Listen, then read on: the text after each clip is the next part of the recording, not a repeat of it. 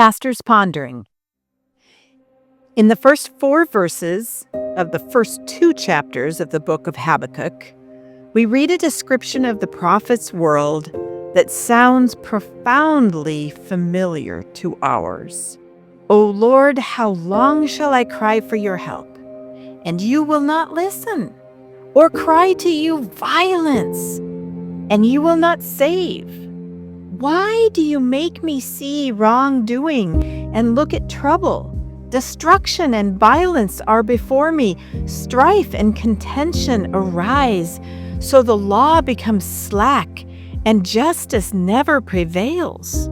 The wicked surround the righteous. Therefore judgment comes forth perverted. We may find an echo of this prayer in our own hearts. How long, O Lord? Violence, verbal violence, physical violence, gun violence. Every week we're subjected to not only acts of violence, but the veneration of violence as a tool, as a means to an end. Strife and contention don't begin to describe it, and a lack of justice is the order of the day, and we are weary of it, angry about it, desperate for God to intervene.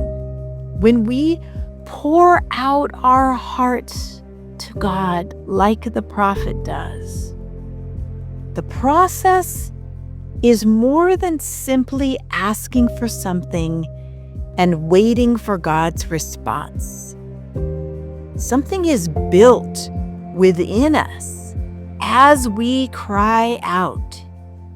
Even when the answers don't come in the way we expect or in the timeline that we might hope for, something more is taking root within us. Resilience, wisdom, holy patience, trust.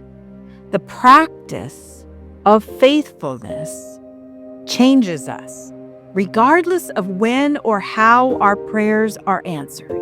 The prophet describes the spiritual discipline of faithfulness when he goes on to answer the situation for himself, saying, I will stand at my watch post and station myself on the rampart.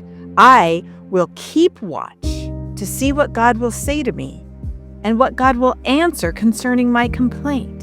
Faithfully continuing to practice our faith builds faith. I invite you to read Habakkuk 1:1-4 and 2:1-4 this week, even before you hear it on Sunday morning. And read this week's Psalm number 37. As the chaos reels around us, our faith centers us for wise responses and prudent actions. Let the providence of God speak and be encouraged by it. Let your resolve be nurtured. Consider maybe memorizing this simple phrase of Psalm 37:5. Just the simple sentence, commit your way to the Lord, trust in Him, and He will act. God will make your vindication shine like the light, and the justice of your cause like the noonday, the psalmist goes on to say. Be still before the Lord and wait patiently for Him. Do not fret over those who prosper in their way, over those who carry out evil devices. Friends, take heart.